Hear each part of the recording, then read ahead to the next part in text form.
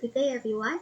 For today's topic, we are going to discuss about the Campylobacter and Campylobacter organisms, which includes the Arcobacter and the Helicobacter species. And close with this topic are each of the organisms' general characteristics, their disease associations, and also their laboratory diagnosis. Let's start first with the Campylobacter species. So they are known to be gram-negative rods. They are also oxidase positive, non-spore forming, and known to be microaerophilic, which means they grow best at low amounts of oxygen. They are also slow growing, which explains why dugay kay sila gina-incubate. Also, they are fastidious along with the Haemophilus and the Neisseria species and asaccharolipid, meaning they are non-fermenters or they don't have the ability to ferment glucose. Second one is the Arcobacter. Now, pareho gyapon ni sila o characteristic ni Campylobacter, but there are distinguishing characteristics for the Arcobacter. For the Arcobacter, they are known to be foodborne pathogens. So, kanina siya mga gin-influence niya nga mga organisms are zoonotic. For example, mga cattle, mga sheep, and also the swine. So, mo siya, once na mag-infect or once na reside na siya atong mga zoonotic organisms, it can cause abortion. Also, in comparison to Campylobacter na microaerophilic, Arcobacter is aerotolerant, meaning they survive in the presence of oxygen, but they do not grow fast. Nakasurvive lang, good. They have the optimal growth temperature at 30 degrees Celsius, and they are tested specifically for hydrolysis of endoxyl acetate, where they can grow at 15 to 36 degrees Celsius. Exact lang for the Arcobacter cryaerophilus.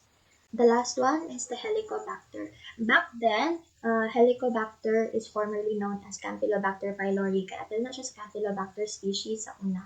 Until 1989, gibalhin siya o gihimuan jud siya og sarili niya nga classification. So, muna siya, hantod na na-build na siya nga Helicobacter species. Also, they are similar with Campylobacter. The reason why na-appeal siya sa Campylobacter sa una. They are gram-negative. They are also curved rod. However, if you would compare it to the Campylobacter, kung si Campylobacter kay polar flagellate, kani si Helicobacter, they are multiple. So, multiple ilang flagellates at one end, meaning lophotrichous na siya. So, you can see here in the visualization, kani siya na siya multiple flagellates at one end. In comparison lang sa Campylobacter na polar flagellate lang siya.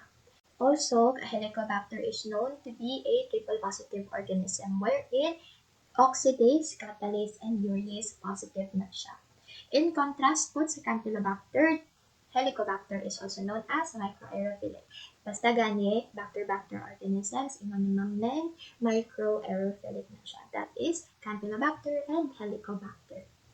Transmissions, one thing to note about the Campylobacter is pwede siya direct, pwede po siya indirect transmission.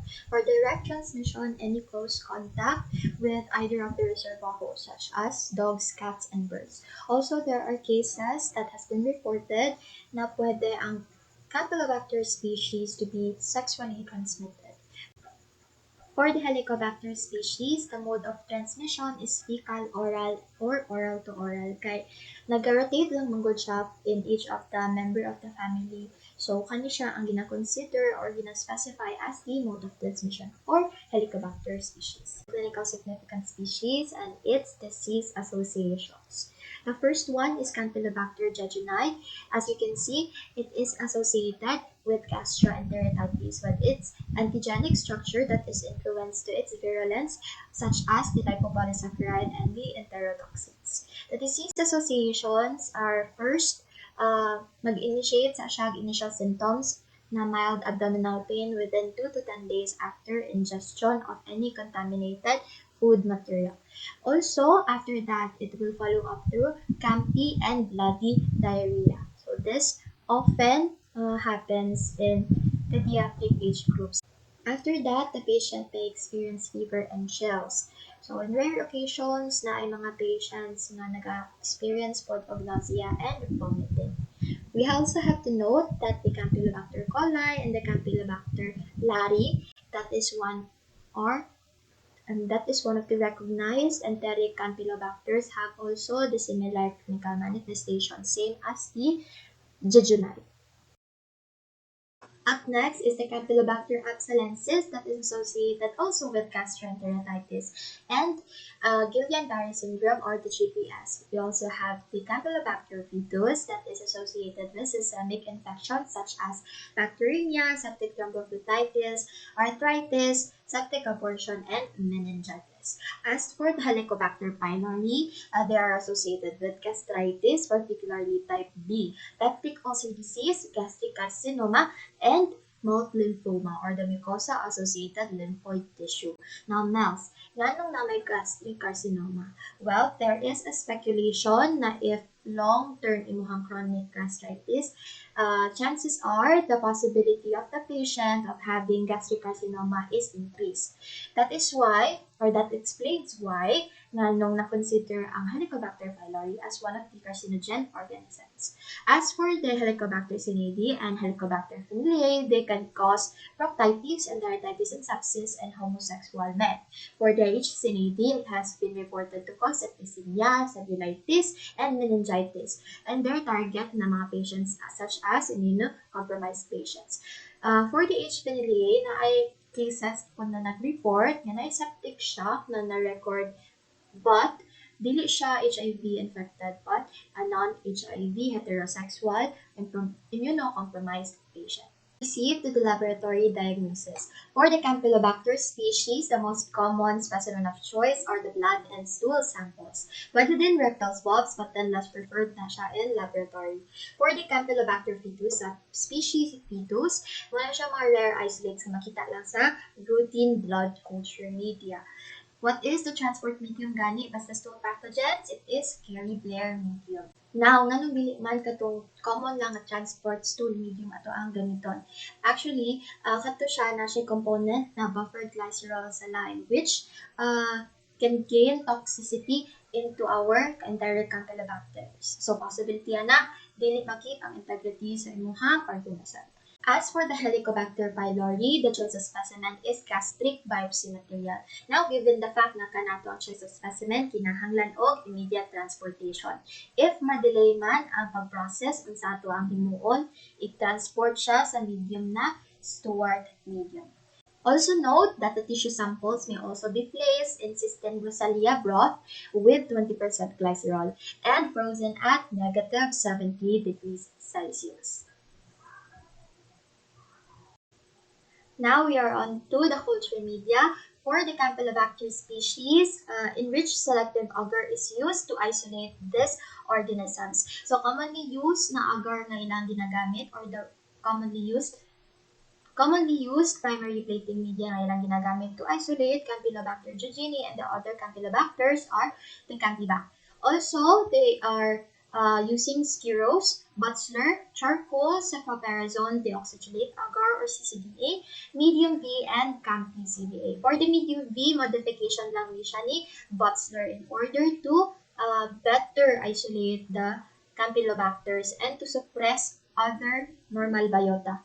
Apil na po diri also with the Campy-CDA na modification gyapon siya with the addition of cephaloparazone, vancomycin, and amphotericin B.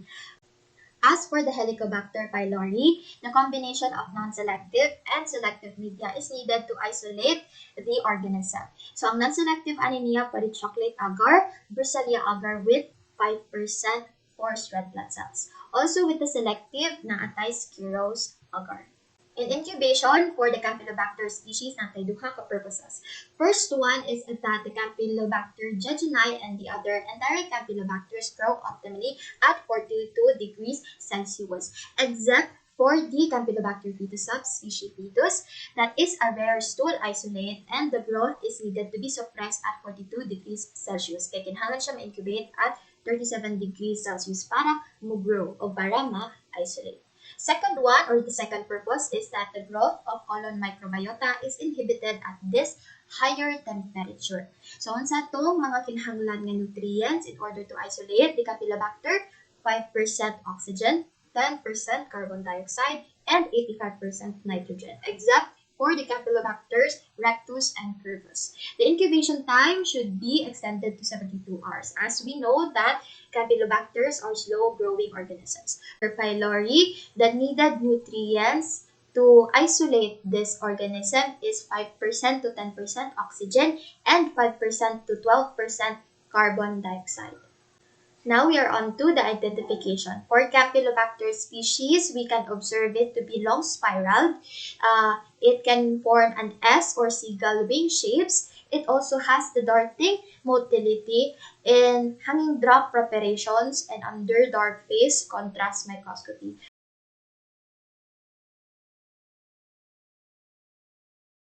You have to note na weakly visible siya in gram stain. That is why ang ginahimong ang counter stain is carbon fusion.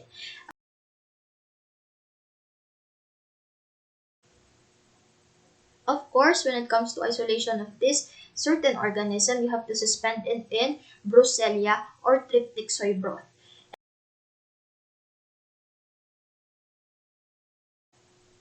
Also in distilled water and saline to inhibit motility.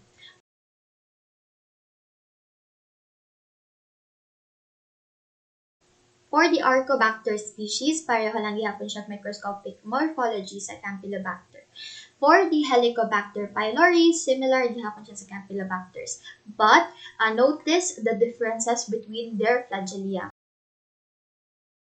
Again, polar flagellated C. Campylobacter, while the Helicobacter pylori is lophotrigous flagellated.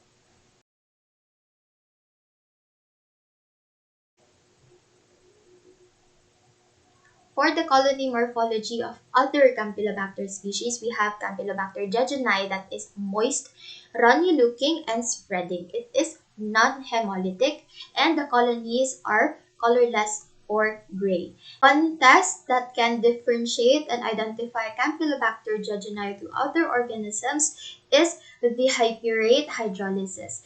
Ang kinahanglan lang ninyo i-observe on the table right here is the positive reaction of Campylobacter jejuni. You can compare it through the table. For the Helicobacter pylori, we have a urea breath test in order to detect the urease activity of Helicobacter pylori. Now, urease is one of the virulent factors of Helicobacter pylori that inhibits the acid production of the stomach. That explains why nga makapenetrate and makakolonize and makareside si Helicobacter pylori sa atoang antrum. So, pwede na po nato siya ibutang sa Christensen's urea medium. So, kanang tissue sample ninyo, dira ninyo siya ibutang at 37 degrees Celsius for 2 hours. If ever man nga na color changes, well, that means it is positive for Helicobacter pylori. For the AST, Campylobacter is not necessarily needed nga mag-AST.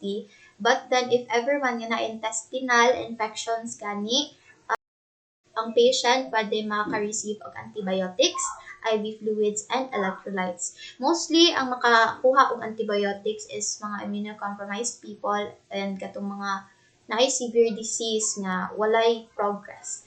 For the Helicobacter pylori, macrolide therapy is needed. Pwede po suggest og antibiotics like amoxicillin and also the proton pump inhibitor. Now, put the alternative medication such as metronidazole, tetracycline, and bismuth salt. It should be administered for 7 to 14 days.